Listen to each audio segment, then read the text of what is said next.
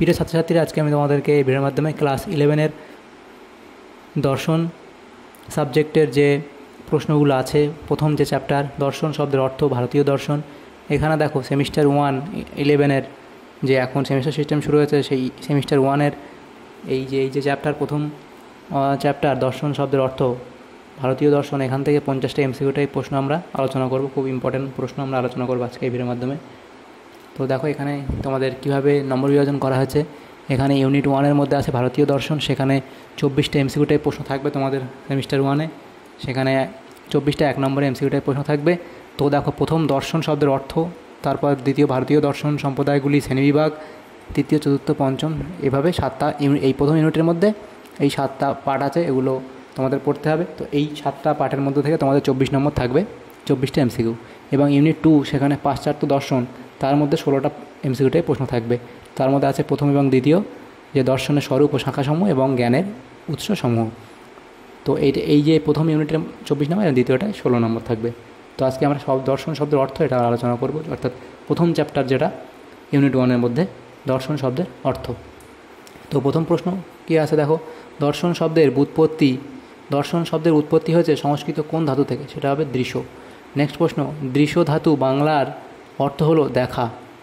তৃতীয় প্রশ্ন, দর্শন শব্দের আক্ষরিক অর্থ হলো চোখ দিয়ে দেখা। নেক্সট প্রশ্ন, ভারতীয় দার্শনিক সত্যকে নিজের জীবনের প্রতিষ্ঠা করেন, এটা হবে কি? ইন্দ্রিয় সংযমের মাধ্যমে, চিত্ত শুদ্ধির মাধ্যমে, নৈতিক কঠোর অনুশাসনের মাধ্যমে। নেক্সট প্রশ্ন, ভারতীয় দর্শন কি? সত্যকে দেখা, সত্যকে জীবনে প্রতিষ্ঠা করা, বিচারের সঙ্গে আচারকে সমন্বয় করা। নেক্সট প্রশ্ন, সাধারণ বা লৌকিক মতে দর্শন বলতে বোঝায় ইন্দ্রিয় প্রত্যক্ষ বা দেখাকে।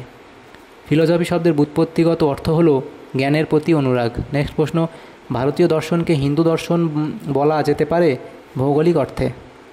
দর্শন শব্দের ইংরেজি প্রতিশব্দ হলো ফিলোসফি। সোফিয়া শব্দটির অর্থ জ্ঞান। নেক্সট প্রশ্ন 11 নম্বর প্রশ্ন বলা হচ্ছে, দর্শন শব্দটির ব্যাপক অর্থ হলো সত্য উপলব্ধি। ভারতীয় দর্শনের দৃষ্টিভঙ্গি কীরূপ? ব্যবহারিক, সত্য ও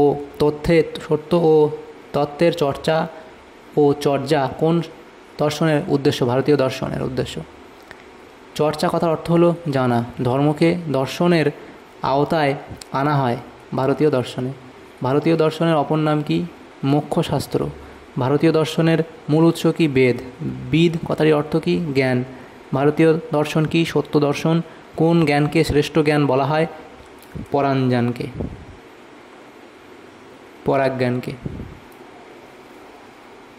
নেক্সট প্রশ্ন, ভারতীয় দর্শনে লক্ষ্য করা যায় দুঃখের প্রাধান্য।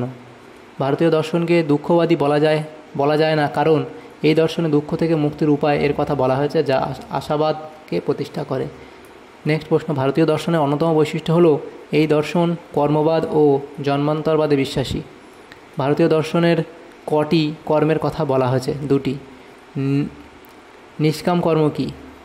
ফল লাভের আশা না করে যে কর্ম করা হয়। জ্ঞান কত প্রকার? 2 প্রকার। চার্বাক মতে একমাত্র প্রমাণ হলো প্রত্যক্ষ। ভারতীয় দর্শনের কয়টি প্রমাণের উল্লেখ আছে? 6টি।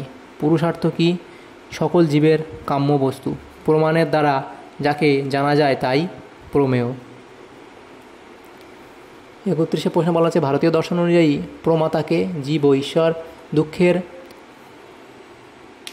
আত্যন্তিক নিবৃত্তিকে বলা হয় মোক্ষ। পরম সত্যকে উপলব্ধি করাই হলো দর্শনের প্রকৃত অর্থ। ভারতীয় দর্শন হলো চর্চা ও চর্যা এর সমন্বয়। ভারতীয় দর্শনের মূল লক্ষ্য হলো মোক্ষ লাভ করা। ভারতীয় দর্শনের অন্যতম বৈশিষ্ট্য সত্যের প্রতি একনিষ্ঠ হওয়া। ভারতীয় দর্শনের হলো প্রমা, যথার্থ জ্ঞান। ভারতীয় দর্শনে সর্বক্ষেত্র পুরুষার্থ হলো মোক্ষ। কর্ম হলো কামনাবিহীন কর্ম, নিষ্কাম। ভারতীয় দর্শনের প্রধান লক্ষ্য দুঃখের আত্যন্তিক নিবৃত্তি। অপৌরুষেও বলা